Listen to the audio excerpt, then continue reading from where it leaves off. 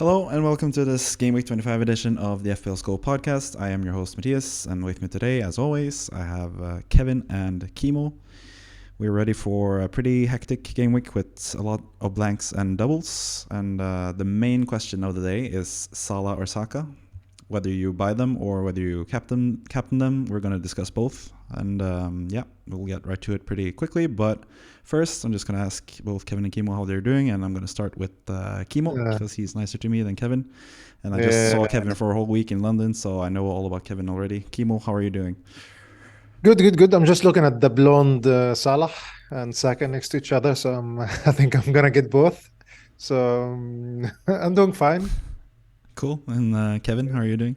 Smiling and laughing. Just in a good mood, I guess. Laughing. It's an inside joke. We don't want to make sure that no one gets canceled. So, in the sense of feeling good, 1-0 win against Leeds. Coleman scoring a pretty nice goal as well. So, yeah, can't complain.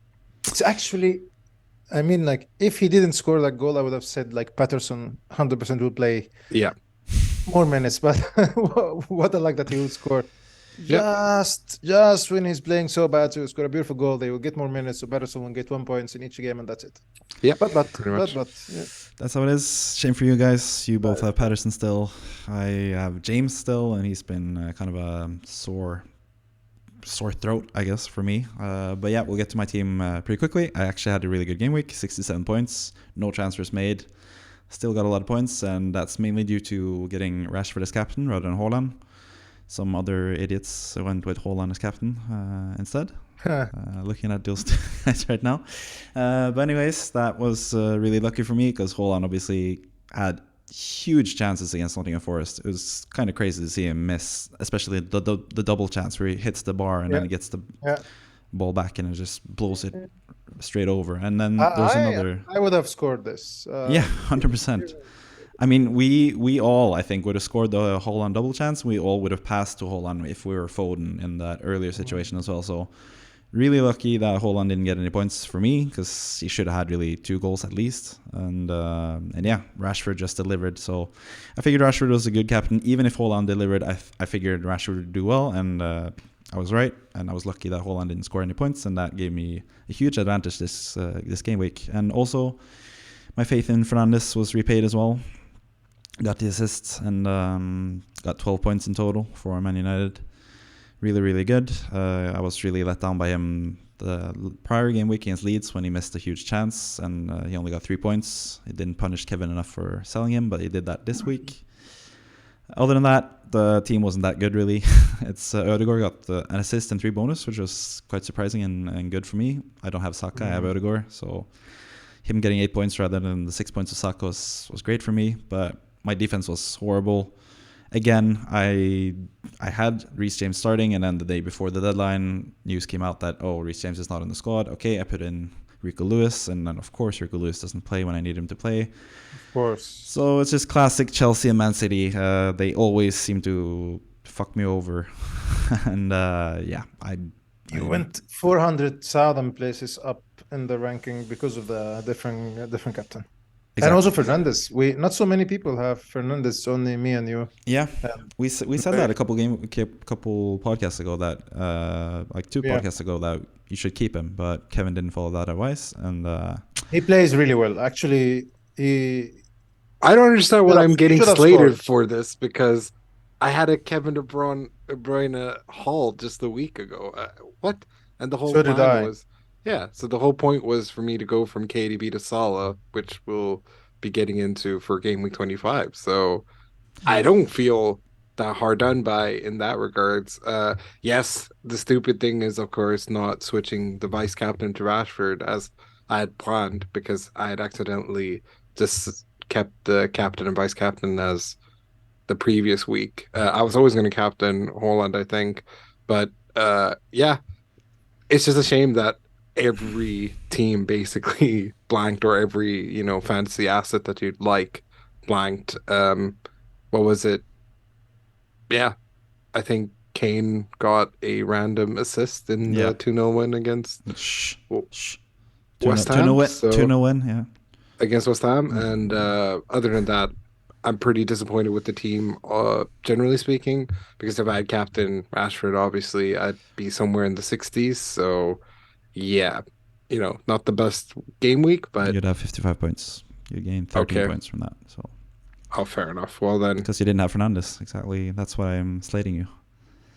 Yeah, but you didn't have De Bruyne the week before. Yeah, no, and but Fernandes should have scored against Leeds, and then I would have had way more points. But well, KDB unlucky. Probably should have had an assist for Haaland. So lucky goal against Arsenal.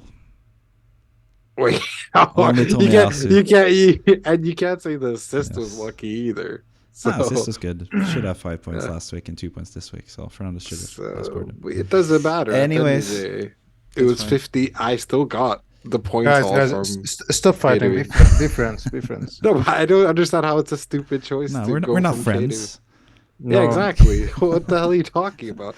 KDB from Bruno to KDB to Salah. I think that makes perfect sense. Yeah, but you don't have a long vision, like a wise vision, just like Matthias and I. But yeah, we speak no more. We are the worst pundits out there in terms of ranking. But yeah.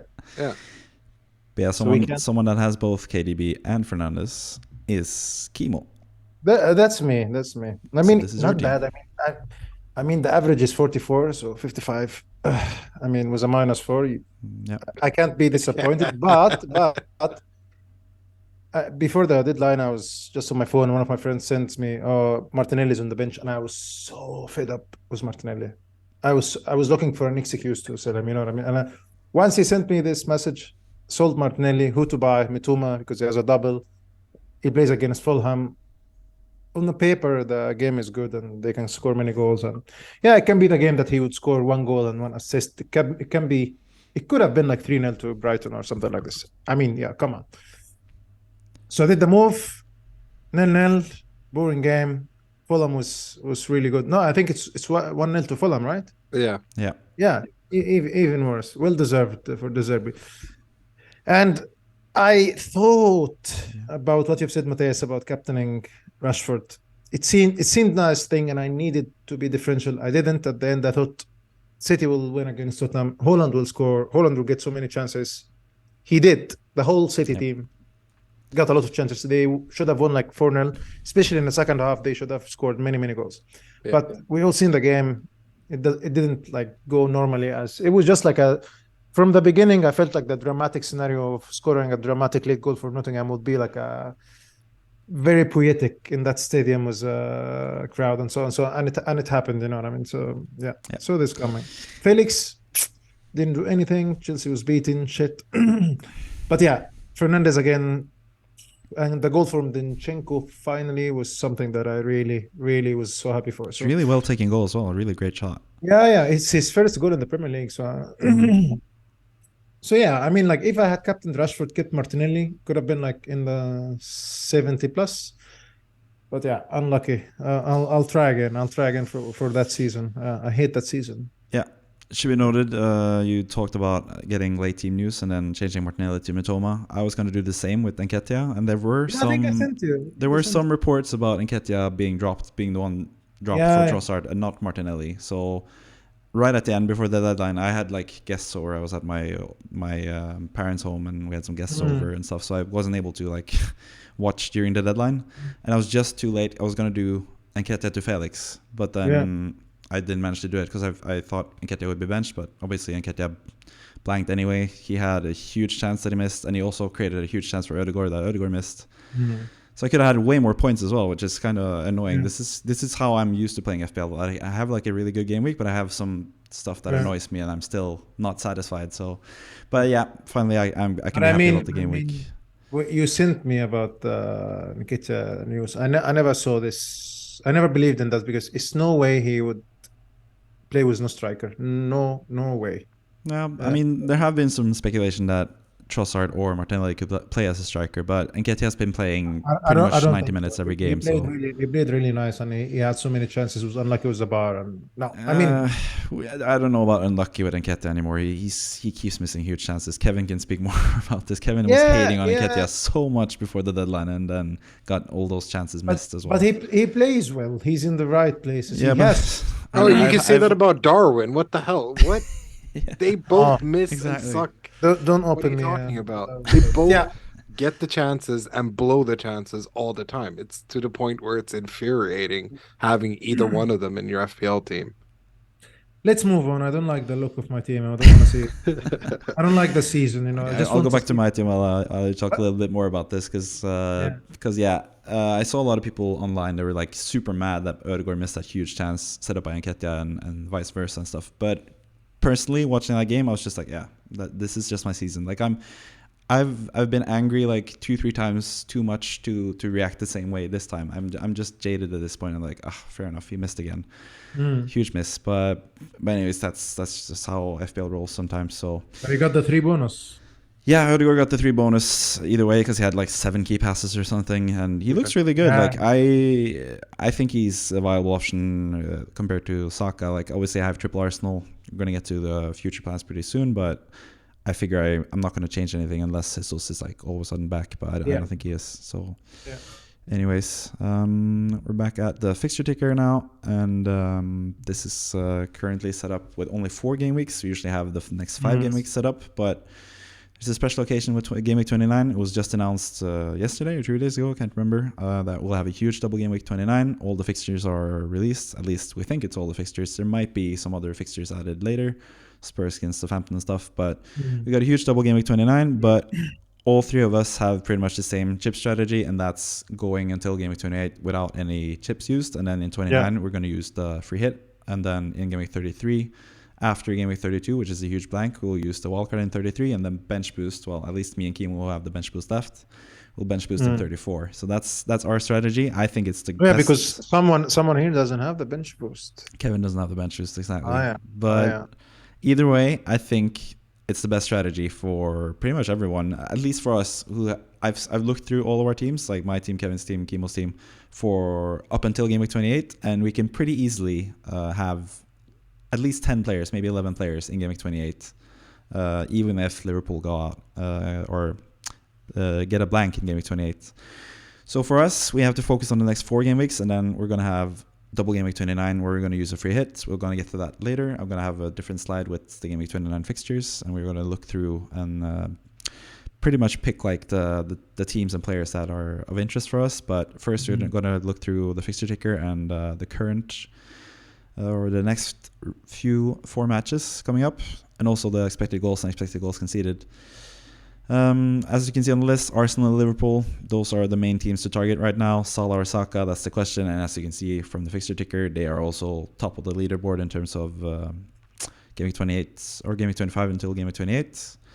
They both have a double in Game Week 25, a really good double as well, especially for Liverpool in terms of fixtures, with Crystal Palace away and Wolves at home. Arsenal against Leicester away. Leicester just conceded 3 times against Man United.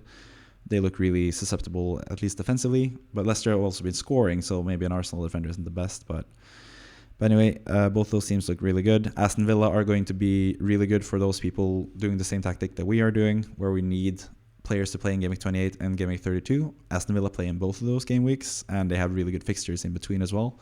So we should really look at Aston Villa players as well. And then you have Chelsea, Brighton. Wolves is not that interesting, but they have a double this game week. Everton have a double this game week as well. So we're going to talk a little bit about especially Tarkowski, and also Kevin has done his moves already. We're going to talk about some more Everton players there. But yeah, the interesting thing for me as well is Brighton, because they have a double game week 27 and they have double game week 29, but they have a blank 28, which is kind of tricky, at least for those who don't free it in 29.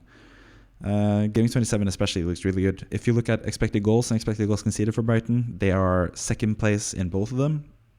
They were really good offensively, but conceded a lot of goals early on with the Serbi, but now it seems like they're just good both going forward and defensively, even though they lost 1-0 against Fulham, but still. So yeah, what are your thoughts about Brighton assets? How many Brighton assets would you like to have ideally from now until game week 29?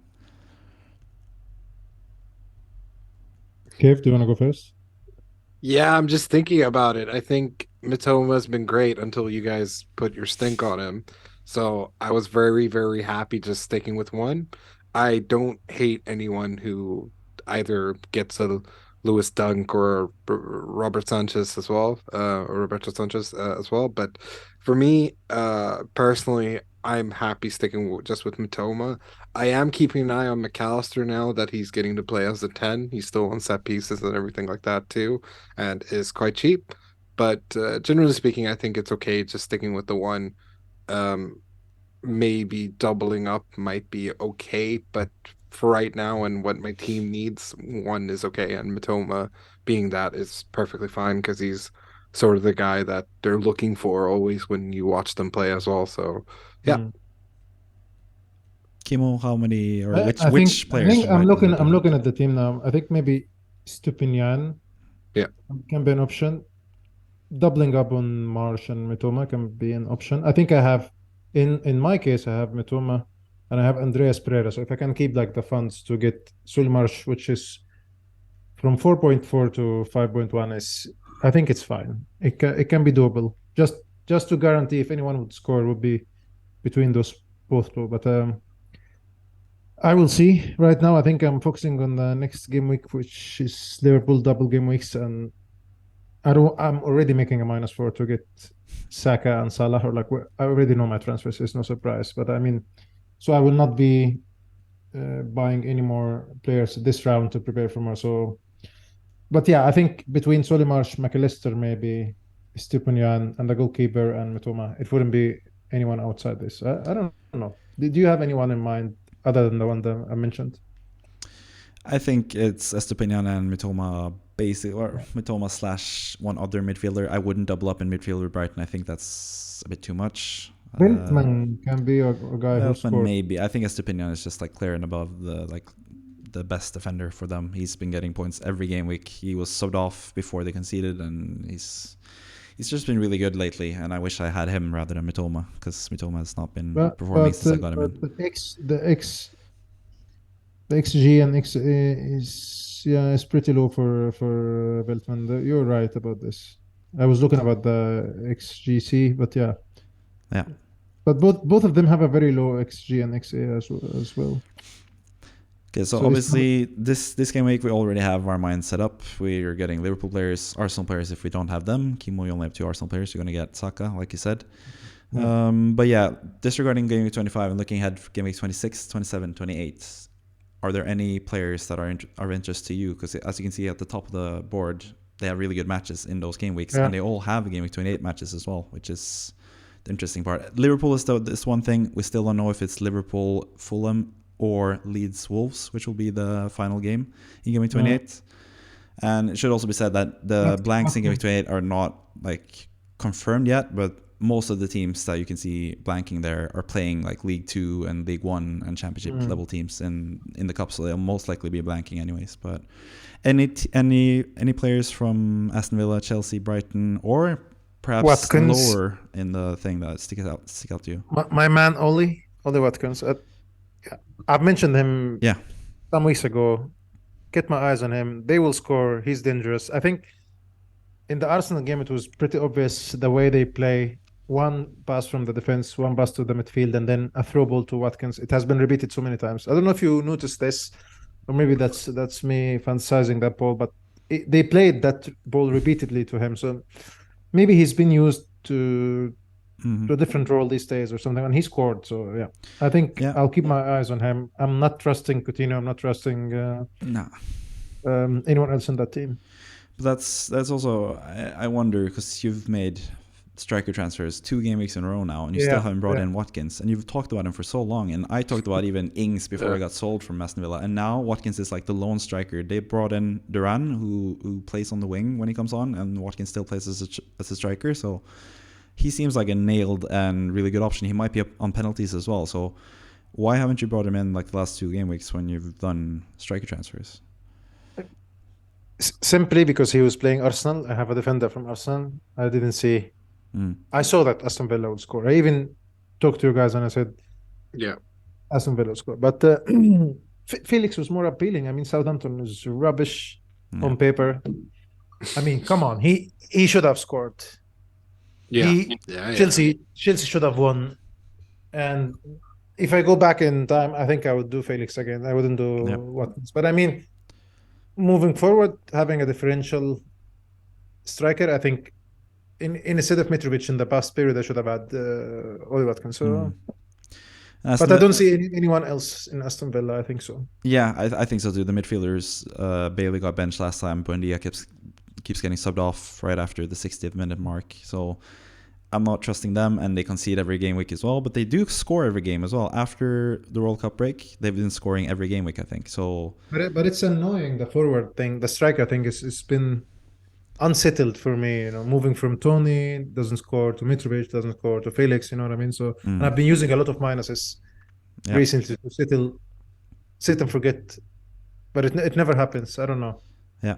Is Watkins in your thoughts as well? Obviously not in Gameweek 25 because he plays the mighty Everton at Goodison Park, Kevin. But apart from that, I mean, of course he's purple patch Watkins, right? He's sort of like their version of DCL. When he gets going, he does it for a while, and then all of a sudden, just blanks for like 5 weeks in a row. So I think, yeah, definitely, I think this is sort of what Watkins wanted because I think he got a bit, and he said some stuff like which made it sound like, oh, people are trying to criticize me even though I've done, wonderful things for the club and stuff like that. So I think this is the time for him to shine. I mean, it's not like Aston Villa have looked good necessarily either. So I think it's just a perfect opportunity for Unai Emery to get some more stock with the Villa fans and also for Ollie Watkins to just go crazy. So yeah, that being said, I think Ollie Watkins is definitely in my plans, especially considering the fact that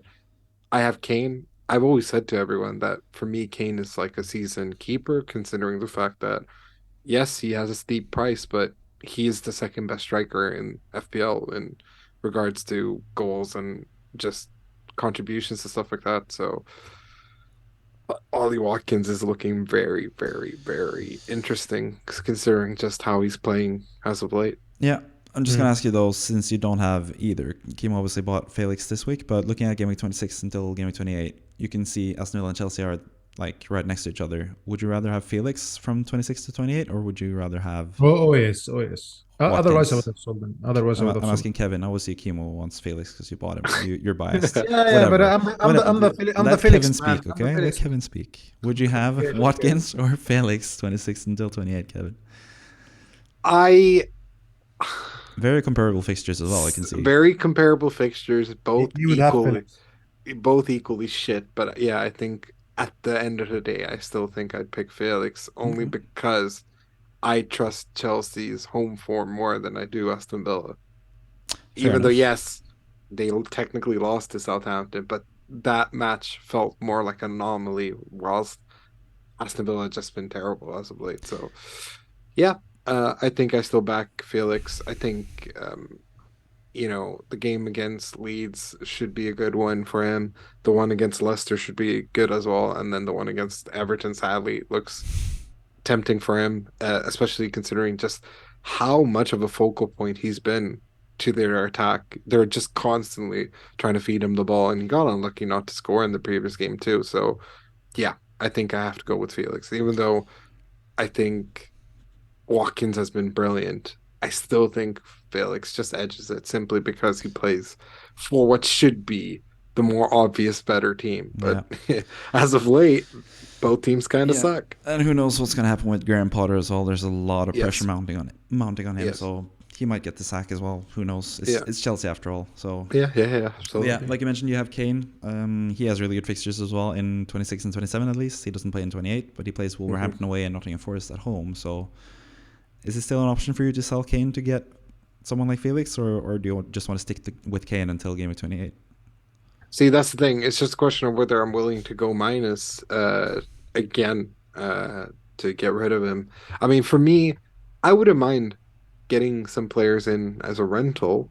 So that might be something that I definitely consider, considering the fact that I do like the looks of Felix, Watkins. Hell, I even like the looks of Darwin as of late. So, yeah. So those are the 3 strikers that I can consider. But Spurs will eventually turn this on. They'll eventually get Conte back as well. So, yeah, they're still fighting for a Champions League spot, and it hasn't been that terrible in terms of their pursuit as well. So, man, it's a tough one. Kane has been solid all year. That's the one thing.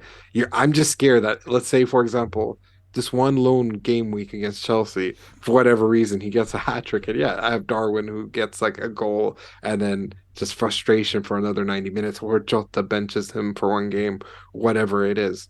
So has Darwin ever scored more than one goal? Just no. He's gotten a goal twice in one game. No, but I mean, like, exclude that one rare game. But I mean, so Kevin Theory is right. I think the chances of Kane exploding rather than Darwin exploding is very, very high. Yeah. And Matthias is prime example of that actually happening, where not accidentally, but he sold Kane and then Kane got whatever random. I remember. Who was the away match against? Points. It was just some random team, and then he's like, "Oh, I don't remember." He scored twice. Yeah, I think so. So that's the only issue I have with selling Kane. I'm scared that he might just halt just because I sold it. Yeah, superstition at this point. Crystal Palace away got 16 points, but that's also one of the few instances of Kane getting double-digit hauls, because he's been just Mr. Consistent. He's been getting 6, 8, 9, 9 points all season. So I'm not sure if I agree with the whole like he's more explosive thing. Like that hasn't sort of been his thing this season, but who knows? For me, I think it's pretty easy to keep him. My one interest with Kane was potentially selling him this game week just to get more Liverpool players, but seeing as how Liverpool was so bad defensively against Real Madrid, not going anywhere near their defenders now, and yes, I'm probably not going to downgrade Kane because I don't really need the money. But the one other striker that is interesting for us, the one guy we all have, Nketiah, that's also a question. Like, what are you thinking with Nketiah? Because obviously Gabriel Jesus is on his way back. He'll probably be back around game week 26, 27-ish. So what will you do with Nketiah? Are you going to wait until he gets benched and then sell him? Or are you going to be preemptive and try to find like... Or you're going to be smart? Yeah, because personally, I'm aiming at game week 27 is when I'm going to do swap out the Arsenal player, swap out Nketiah, and then game week 28, I get someone like Saka, for example, while you guys can do the same, sell Nketiah and then get Ødegaard rather than him. So you have a triple Arsenal going forward as well. So I guess that's sort of the way you can get Felix or Watkins. And that will be game week 27. I will not participate in this conversation because I do have Felix. So I think my only mission Watkins you can get is to get rid of Saka. Yeah. Get rid of Saka? No, Nketiah. Sorry. Nketiah, yeah. Sorry about that. Yeah, that's my only mission is to get rid of him after the double game week. So yeah, because I think game week 27 looks like the prime option. If Jesus is back for 26, then obviously you can sell him. But Nketiah at home against Bournemouth, you suspect him to get something if he starts. Fulham has never been Fulham an easy is really difficult. As you can see in the expected goals, you can see Fulham, they're 5th from bottom. They still won't have the best expected goals conceded numbers, but they've been conceding very few goals lately as well. But they are playing really well against Arsenal recently, and against also the big teams. Yeah. So they just beat Brighton as well. I wouldn't consider this as an easy fixture to Arsenal. As you can see from the fixture ticker, it's grey, so it means it's 3 out of 5 difficulty. Good job, Matthias. Yeah, because Fulham have been not conceding that much since the World Cup break. They've been really good defensively all of a sudden. And they don't really score that many goals anymore. As you can see, expected goals, they are actually the 3rd worst team the last 6 game weeks, which is interesting. Or last 6 matches, I should say. But any other players you can think of that sticks out? One of the interesting things for me is Southampton. People haven't been talking that much about them, but they do have a double game week 27, and they have a pretty good match in game week 25. So someone like Ward-Prowse, now that they have sacked their manager, is he an option for you guys, or is he still just like, nah, he scores a free kick every now and then, not interested? Or are there any other potential players you'd like to bring in? JWP is definitely someone in consideration, considering the fact that he's playing more like a cam. Even with his manager who got sacked, he eventually put him at cam, and yeah, he's been scoring and still takes his free kicks and penalties. So I think that's a pretty decent differential. It's just a question of, let's see how they do against Leeds away, and then if he scores again, then you gotta consider him, I guess, because if he scores again against Leeds, that's like 3 in the last 5 where he's done something pretty decent. So, yeah, definitely. No one else, though. Let me make that clear. Not a single other player would be in consideration From for me Southampton, or from Southampton. yeah, of course not. Of From, course not. it's just JWP. JWP, yeah, I Yeah. agree. Exactly. With his fantastic free kicks. Yeah. Did you buy him at one point of the season? I didn't. I thought about doing it, and I almost did it, and then he scored, but then the goal was disallowed the following game week. No, I will not go there for me. No, thank you. Never done. No. Any other players that are of interest to you, especially if you look at Game Week 28, the teams that play in 28? Obviously, we'll all have triple Arsenal.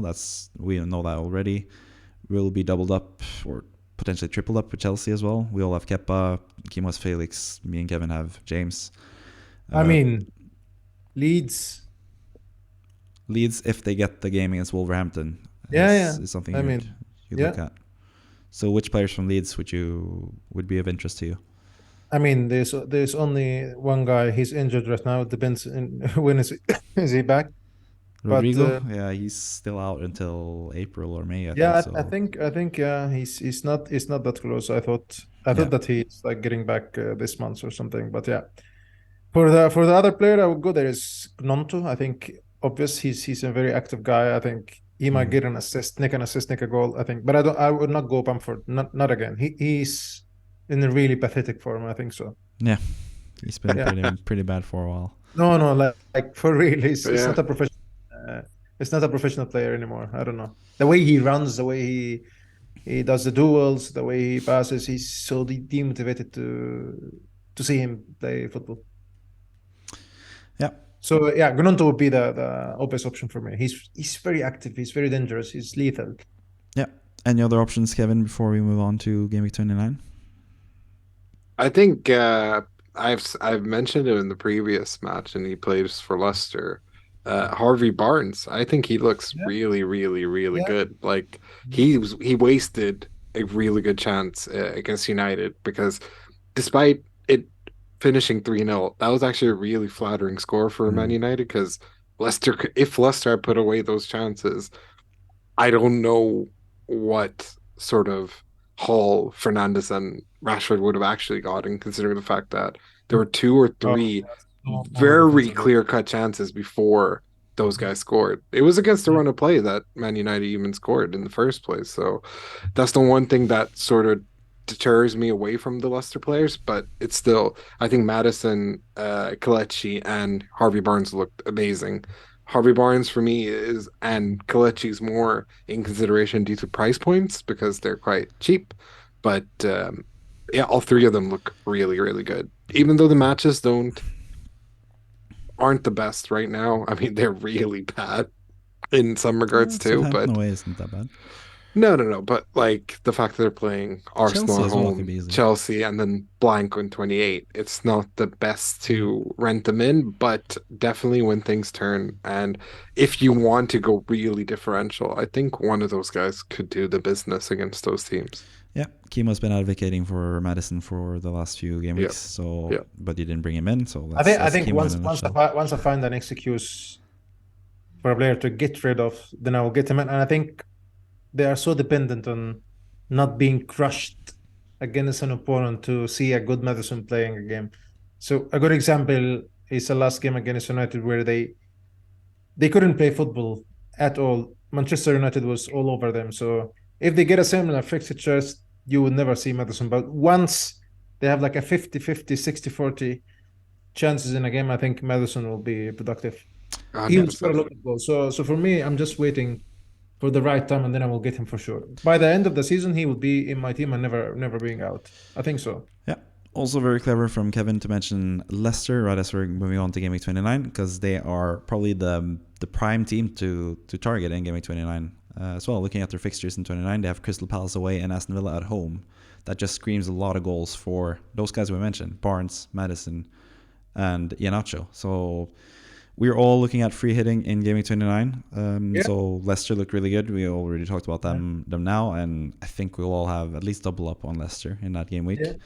But are there any other players that are of particular interest, especially like differentials, people that are not that obvious? Because obviously people are going to have a lot of Brighton players, people are going to have a lot of Chelsea players, but are there any like interesting isn't it a bit players? early to discuss? It's tempting, but yeah. Kevin is laughing because he's thinking of before the podcast I said Bowen might be an option because West Ham have a double game week against Southampton at home and Newcastle away. At Newcastle at home. And it's funny that Kevin should laugh about Jared Bowen because he scored twice against Everton and beat them. So who cares? Still below us. They are being relegated now, Matthias. I wouldn't. Yeah. Everton or Everton being relegated? Yeah, sure. No, West Ham. West Ham is being relegated. Nah, we're staying up. It's easy. No, but relax. Trust in Moyes, okay? Okay, obviously, the likes of Bowen or someone like that, if they can find their form before then, should definitely be considered because those two matches, Newcastle might not be the best team to meet, but they have to win against Southampton if they want any chance of staying up. So, yeah, definitely. I think if Antonio has found some form as well, he could be like a fun little differential captain to have, or not captain, Jesus. Wow. I mean, striker to have. But I think Bowen or Ben Rama, who I've always liked the looks of, could be in consideration. But too early to anticipate? Yeah, I think it's a bit too early because West Ham have been so inconsistent this year as Everton and some of the teams that are in the relegation fight. But still, Bowen or Benrahma could be the two to people look at if they're going to bring, or potentially Emerson if he continues playing consistently. You have Emerson, who's really cheap as well, but I think in terms of price, because as you can see, Arsenal have a single game week, City have a single game week, Spurs have a single game week so far. Most of the expensive players are having single game weeks, or Liverpool even have two really difficult away matches, City away and Chelsea away, and we know Liverpool's away form. So are there any of those teams as well, Arsenal, Liverpool, City, any of those players you would consider, even though they have double or either a single game week or a tough double game week, or are you staying off of them? Like, for example, Haaland against Liverpool at home. Is he still in consideration, or are you just going to do double game week players all across the board? Any of you can go. No, I think you have to be smart here. How many times you thought that a double game week there would get you something, and then comes like Arnautovic was 16 points or something against David Moyes, by the way. He scored when he played last talk, and so no, I think I would consider them mixing, not only double game week players. Exactly. Yeah, and I think that's for me the biggest consideration. Like Leeds at home, I'm 1,000% gonna have Saka against that. Because Saka, to me, isn't even that expensive. So instead of Chelsea player, for example. Yeah, exactly. So, but like, Chelsea Aston Villa at home is just spicy. It's gonna be interesting. It's gonna be tough but again, I'm very early to speak about this. Not now. My mind is not in 29 at all.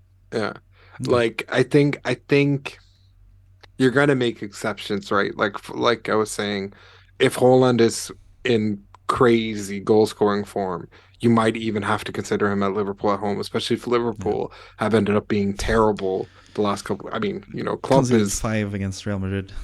Sort of thing, and they've conceded 5 at Anfield, which has to be the craziest thing in a long while. So with Van Dijk back and everything. So So I think it definitely is.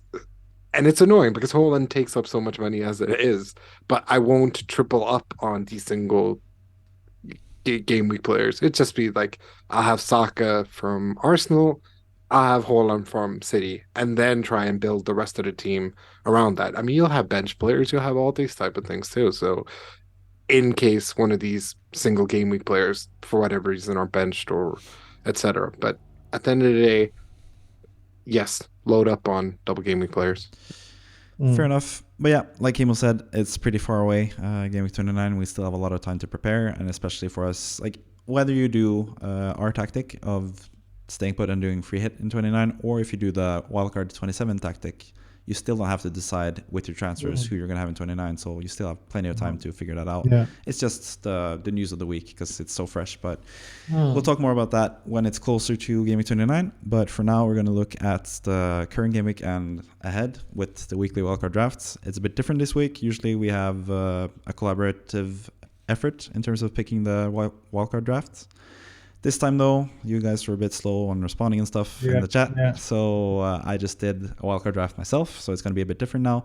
I've actually thought about this. Wildcard, yeah, I've actually thought about this and creating like a separate video with like my weekly wildcard draft personally. And then we can have some other segment in the podcast itself. So that's potentially something that's going to come. So this might just be like a sort of a draft of what that would look like. But yeah, let's just go right ahead. And I'm going to ask you guys for every pick to guess which my next pick is. So who do you think is my top priority pick for Game Week 25 and onwards? Salah. You can have one guess each. Kimo, you're guessing? Salah. Kevin's guessing? It's just because you're boring. Odegaard. Incorrect. Saka. Oh, it was actually Saka. It is Saka. I don't have him. Well, I don't plan on having him personally, but that's just because it's cumbersome to do the changes when you already have Nketiah and Odegaard. Saka, I think he's the best option going forward still. I think Odegaard is really underestimated compared to him. Like they are pretty equal in terms of points. Yeah, definitely. Odegaard is getting a lot of key passes and looking really good. So yeah, but I think Saka, he is the better captain option this week, even though I still prefer Salah. But going forward as well, I think Saka is better than Salah, especially because he already has the Game Week 28 fixture ahead. Next pick number 2, Kimo. Who do you think I'll pick? You both mentioned him, I think. So yeah, Salah. I think so. No doubt. Kevin? Yeah, Salah. Like you said, easy pick. Saka or Salah. That's the episode is all about those two guys. Easy, it makes sense. Yeah, next pick. Kevin had this one as well. Odegaard. I'm gonna stick with him. I like actually. I like the double up between Saka and Odegaard. It's really, of course, efficient.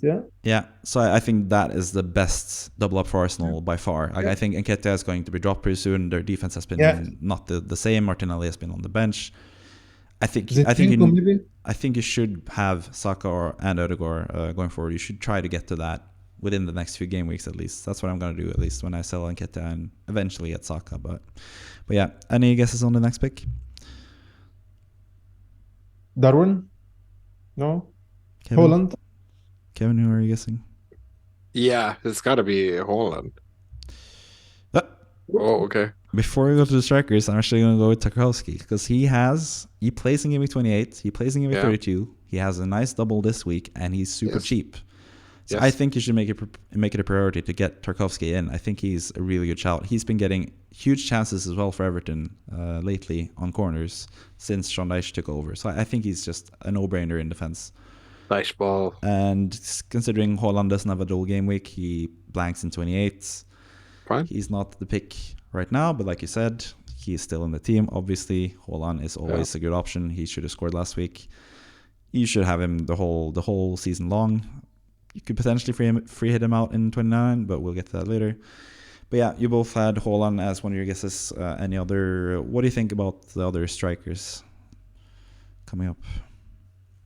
What would you guys personally have as strikers, do you think? Watkins. I think so. I don't trust Arsenal defenders, so I kind of hope you went Nketiah over an Arsenal defender. Watkins is one of them. First, you have a defender, actually, Robertson. Fair, okay. I still think he's a decent option. Obviously, they conceded a lot of goals, but they're not playing Real Madrid in the Premier League. They're playing Crystal Palace and Wolves. I think ideally that's what you'd have. I thought about doing a hit to get Robertson in, but now I don't anymore because I still think they stink defensively. But I think Robertson has been really unlucky not to get more goals and assists lately as well. He's super offensive. He's in the box several times as well. And it's not even... This is one of the big flaws with expected goals and expected assists. With Robertson, he gets into the box and has like the one final pass before the goal. And when he misses that pass and there's not a shot on target, there's no expected assists added to that bonus. So I think he had like a huge chance to get an assist last game week, but he just missed the pass like barely, so they didn't score. But I think if that pass is on target, that's a goal 9 out of 10 times. So I think Robertson is a great option. Obviously, he's also cheaper than Trent. That's part of the reason why as well. I actually had another defender as well. I shouldn't have asked about the strikers, but yeah. I actually went with Arsenal defender, Kevin. Sorry to disappoint you. I actually went with Ben White as well, just because of the money. I didn't have the money to have Gabriel. I still think Gabriel is the better option, but he's good as Fair well. enough. Striker, Felix. We've been talking about him already. Makes a lot of sense as well. Like we saw going forward. Kepa as well. Chelsea. Good double up. And Chemo. Here we go. Watkins. Yeah. That's one for you. But do you have a place for... I personally don't like the Robertson pick, by the way, but do you have a place for Rashford going forward? Like a direct switch or something? Because if you're gonna wildcard, you're not gonna go without Rashford. Oh, he's actually my next opinion. Yeah. I do have a place for Rashford. Nice. As you can see, we have like a pretty good squad of players for 25 now, so we can pick players for the future. Estepinian and Rashford. Yeah, I think they make a lot of sense. I think it's fantastic wildcard. I wish I had. So we can continue as well. Bailey again, Aston Villa. As we saw with the fixtures, I don't trust him. Why not Mitoma? Because he's a bit more expensive, and he also doesn't play in Gameweek 28 as well, and we need more 28 players, and Bailey plays in 28. Just going to finish up the whole thing here. So this is the whole wildcard squad, and I'm going to ask you lastly, are there any changes you would make personally? Kimo, you said you didn't like the Robertson pick. Yeah. What would you do? Because it's pretty tight on money, but if you downgrade Robertson to someone, it could be a Chelsea defender, it could be Reece James. It could be Darwin. Felix to Darwin, I think so. Downgrade Robertson to someone. That's interesting to hear from you, because right before the podcast you said Darwin is like the worst striker that I know. No, I know. He's the worst pick club has ever made to destroy Liverpool squad. Legend. He doesn't play for the team. He ruins every possible attack, and it takes a lot of time, and he's not cooperative player. He's too cocky and too young and too naive to play for such an adult team. That's my views on Darwin Núñez. But good God, as a selfish striker, he might score. Now we're speaking fantasy. Fantasy, then I would pick Darwin. But football, I would remove Darwin right away. I will call Roy Costa and ask him for the 100 million back and give him back to Benfica. That's what I would do, and get Origi. Origi would have played much better than Darwin, at least in the system. I would play Firmino. I will send Firmino to the fitness, get Firmino back, and then get someone on the left, like Jota or something. Jota also has forgotten football recently, but yeah. But I think Liverpool concede all the games. Defensively, they are horrible, awful. Yeah, Kevin, you have something that add? Seems like you're. Yeah, it's two things. Firstly, I think I agree. I'll get some water in between. Yeah. Sure. I think one thing is, I kind of agree with the assessment of Liverpool defense. I think Robertson is a good differential shout. It's just the fact that they're so bad defensively that it might be worth. However, I don't think Wolves at home will pose too much of a threat. And Crystal Palace, without Salah. I don't hate it. I just think going forward without Mitoma might be a bit of a miss considering the form he has been in. But other than that, I think it's perfectly fine. I noticed in the fixture ticker and in the weekly wildcard that we've listed Everton away, but Arsenal are playing that game at home, so people don't get confused. So makes it even more obvious that Arsenal are going to pump Everton like 5-1 like they did a year ago. So, but other than that, don't dislike the team. I think it's perfectly adequate. You did a really good job mixing and adding some players I didn't expect, including Watkins and Bailey. And I think just generally speaking, it's a pretty balanced team and smart picks for players ahead. And also, if we do need to swap, let's say in 26, Salah's injured or something like that, you have a good enabler as well. So all things considered, very, very well picked. Just very happy to see Saka go first in terms of the Arsenal assets, which I've been championing this entire time. So very good. Very pleased. I waited until Ødegaard outscored Saka to switch it up. So That's really clever. But yeah, it seems like both of you have the same idea. Downgrade Robertson to a cheaper defender, and then upgrade Bailey to Mitoma or Watkins to who was it again? Darwin. Yeah, Darwin. Yeah, but yeah, on the topic of Darwin, this is a good option or a good moment to speak about that. How do you feel about the Liverpool strikers or Darwin, especially? It seems like Darwin is like the favorite pick in the FPL community, but for me, what makes me a bit hesitant about bringing in Darwin is the fact that Jota and Firmino are both coming back. Like, there are two good options, and they seem to come on for Darwin and Gakpo after about 60 minutes played. So I think that's like 30 minutes for them to impress. If Jota gets 30 minutes and scores in the first match in the double game week, I think he starts over Darwin in the second match, and then all of a sudden you're stuck with Darwin playing 90 minutes over 2 games. So how is that better than just having a better long-term pick like Watkins or Felix? That's my only question with Darwin. So Kim obviously said you'd like Darwin as an FPL asset. You don't like him as a player in general. But Kevin, what do you think about Darwin in terms of him and his playing time? Do you think he's threatened by Jota or Firmino, or do you think it's still too early for Jota and Firmino to play ahead of him? Sadly, I think if Darwin hadn't scored against Everton and all this type of stuff, and now that it's starting to become a trend where he's actually scoring and getting an assist, you can't bench that, especially considering Liverpool's. He just scored a back heel against Real Madrid. Like you can't. Klopp would never ever think that he is a problem. Klopp would never. He has a very little time to prepare. He definitely would go with his team, talk about the defensive analysis and all this shit, and he would never bench a guy who just scored a back heel against Courtois and Real Madrid. So I don't 100%. Think that Klopp sees him as a problem. Yeah, and attack as a problem. And like, you think about his actual goals contribution in the league, it's actually like 0.5 if you actually do the maths for it, because I think he has 6 goals and 3 assists. That's 9 in 17 games. So he is still, despite him, I've not cursed as much at a TV as I have with Everton, like, because this is pure just, this guy should score 4 goals and he hasn't. What's going on, sort of thing. So there are definitely irritations with Darwin, but when you've spent so much money on a player and he's, like you said, scored a back heel goal against Real Madrid, scored against Everton in the derby, getting assists, getting goals, and he's finally starting to get a little bit of making things work for him at Liverpool. Klopp can't just be like, all right, returning Jota, you start over him. He could start over him in a game, but I think Darwin is going to be the guy that they rely on to lead the attack going forward. He doesn't see him as a challenge. He doesn't see him as a problem. He doesn't see Klopp really cannot see what's going wrong with Liverpool. He's tried everything. You know what I mean? Yeah. I think it's the low fitness of the midfield. The strikers are not cooperative as the last 3, Mane, Firmino, and Salah. They don't push as hard in the third quarter with the attacks. Midfield is very slow, not direct as before, and defense speak no more. It's catastrophic. So I think Darwin will start each and every game. He will come out as in the 60 mark or 70 mark or something. So, but yeah.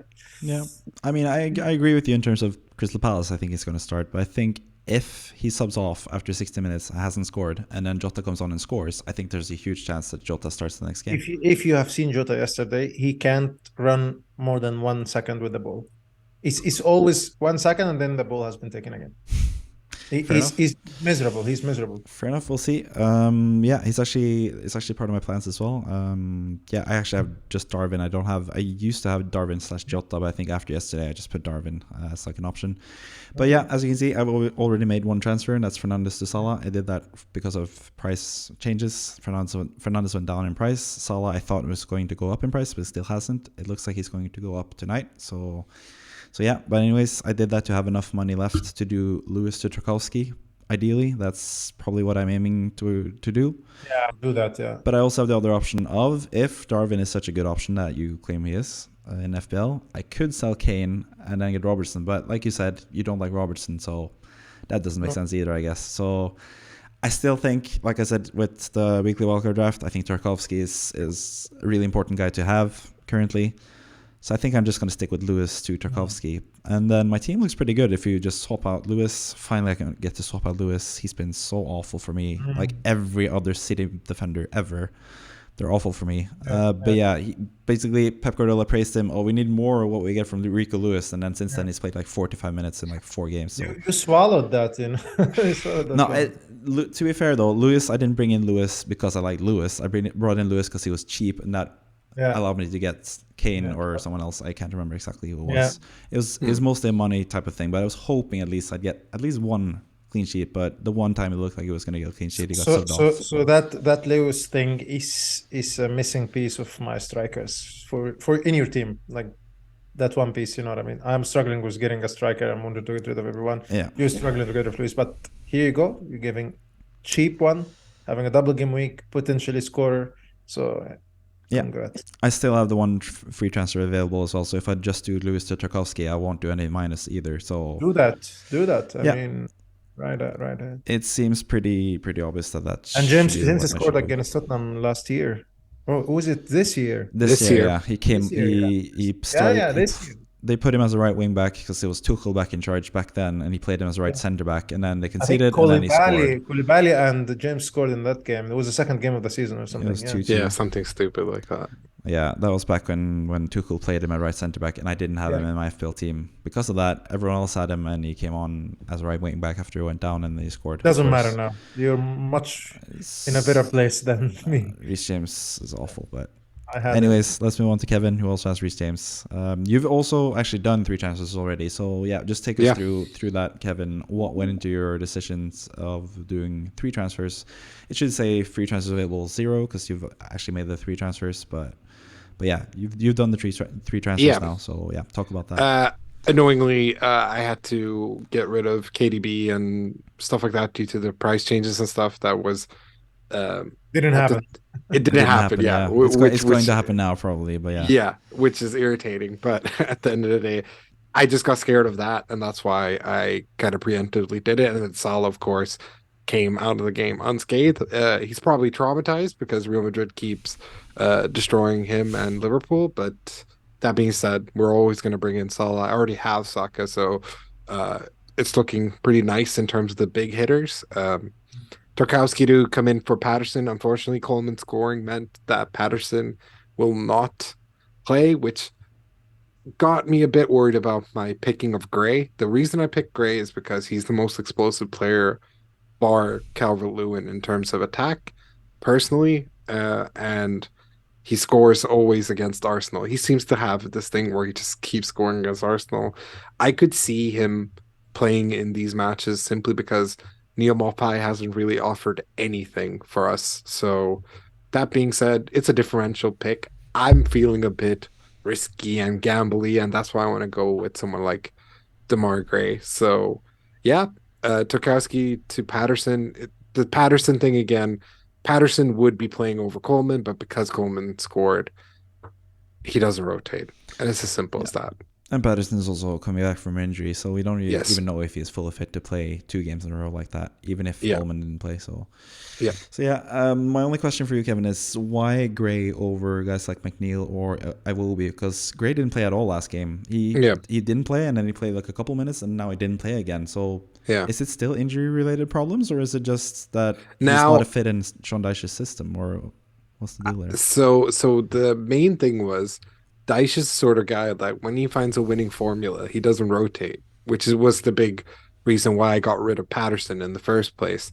However, I'm just going completely risk feeling sort of situation. If I really wanted to play it safe, I'd pick Iwobi or McNeil. I think McNeil hasn't been the worst, but he hasn't really been the best either. Yes, he's gone assisted Tarkowski, which ended up in a completely unrelated thing, got you a t-shirt. So I think I just kind of went with feeling, kind of went boom or bust with this, because this transfer is a boom or bust sort of situation anyways. I didn't really have enough in the budget to find someone super sexy for this game week, so screw it, we'll go with Gray. When he scores, I'll be super happy, and I'll be doubly happy because he'll be in my fantasy team, and also just because I support Everton. He will not be with anyone. So yeah. Yeah. So that is Kevin's transfers made already. You have executed your plans already. Kimo has not. He still has all his potential transfers left, and that's only one because he used to transfer last week. He even did a -4. And you're still looking to do 3 transfers, giving you a -8 hit this game week. So what is your thinking in terms of the transfers? Would you do otherwise? Would you have done the same? Because we've been talking about this before the podcast, obviously, and I think your transfers make all the sense in the world, really. Yeah. If you look at it just completely neutral as well, you have 2 people blanking, and you don't have, you don't have Salah or Saka, and getting both of them seems like a no-brainer. You need the 3 Arsenal players going forward as well. Salah seems like the best captaincy option. That's the final thing we're going to talk about. The captaincy is not fixed in this, because you're obviously not captaining Nketiah, I assume. But that's just because you haven't done your because you haven't done your transfers yet. I might do. I mean, because without the transfers, you do Nketiah because you don't have Salah in your team currently, so that's why you have Nketiah as captain. But that's the final point in this podcast, and that is the captaincy, because that is the big question this week. Do you captain Saka? Do you captain Salah? It's pretty 50-50 split in terms of the FPL community. So what are your thoughts here? Kimo, you can go first since it's your plans. What is your thoughts? You bring in both. Who's your captain? I think it's gonna be clinging more to Salah for the majority. I think so, because of the reputation and the experience, and he scored yesterday and so on. But I think he's not bad captaining Saka against Leicester, worst team in the league in terms of defense. Everton is a main challenge. They play well against Arsenal. So, But yeah, I think I'll go Salah at the end of the day.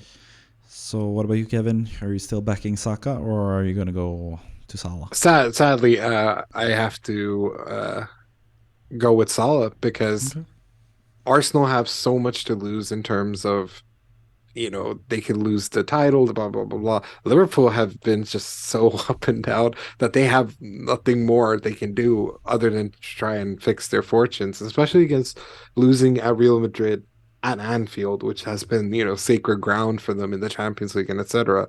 That's going to hurt them and rub them the wrong way. So I think I'm always one of those sort of managers who thinks too realistically, like, oh, in real life football, they're going to react now because they had such an embarrassing loss. So that's why I kind of want to go with them. Yes, Arsenal rode the wave, got a really good comeback win, and I think they're going to do really well against Leicester. I don't think it's biased to say that Everton might play negative anti-football, sort of like what Newcastle did when they came to town and played Arsenal. So I'm expecting less from their home game than I do Liverpool's home game. Liverpool's home game's pretty good, so yeah, let's go with Salah. Yep, fair enough. And that makes it 3 for 3 because obviously I don't have Saka, and I think Salah is the best option. I could go Odegaard or Nketiah as a differential, but I think after having a good differential pick this week with Rashford, I think I'm just going to play it safe and do Salah. That I have. It's already a risk not having Saka, so I'm just going to be a bit more safe and have Salah as captain. And hope that Odegaard and Nketiah do the work and outscore Saka. Watch Darwin get 6 goals now. We'll see with Darwin. Watch him get subbed off after 60 and Jota scoring, and then we'll see. I can do show to Alexander Arnold, and but I won't. I will not. I think. Do you have the money for that? Because I asked you, and you could only get Van Dijk, you said, but can you actually get the money for that? Yeah, it apparently shows that I can. Okay. But I will not. Because you have said bad things about Liverpool defense. You seem the most down on Liverpool defense compared to the two of us. So yeah, I still think it's a good option. I think Robertson is a really good option. I think he might be the top scoring defender this game week. But going forward, Liverpool, they just haven't proven enough defensively. But yeah. Anyways, that is the podcast. We'll move on to the outro now and remind you that you can like and you're already doing a good job viewing this. I actually have to check the numbers on our channel because we might be reaching a milestone pretty soon, but that's for other reasons. But I'll get into that probably next podcast because the channel has a lot of views. It's not mainly FPL related, but that's coming later as well. I'm sure. So yes, help spread the word. Tell your friends about the podcast. Comment in the comment section any questions you have. What are you picking as captain, or who are you picking as captain? Saka or Salah, or potentially a differential like Darwin, for example. Like the video. Let's try to hit 5 likes. I don't know. It seems like YouTubers try to smash that like button and get like 1,000 likes, but we'll reach for 5 currently. Anyways, you can also follow us on Instagram and Twitter, as you can see on the screen if you're watching on YouTube. And finally, you should join our mini league, and the league code is 6IYV7U. And that's it for the socials. I'm going to ask Kimo first to have some final words. What are your thoughts going forward in FPL? You're struggling in terms of your rank. Are you still optimistic, or have you just given up? No, I just want I don't know, the season to be finished. I'm not motivated for that season. So, yeah. Fair enough. It's nice to talk about it here, though. We can have a little therapy session here. The whole year. The whole year, for sure. And as always, with this therapy session, we'll have the wise words of Kevin Nisanka to send us off with his final words of the podcast. Fuck Liverpool. Easy as can be. Sure. See you all next week. Bye-bye.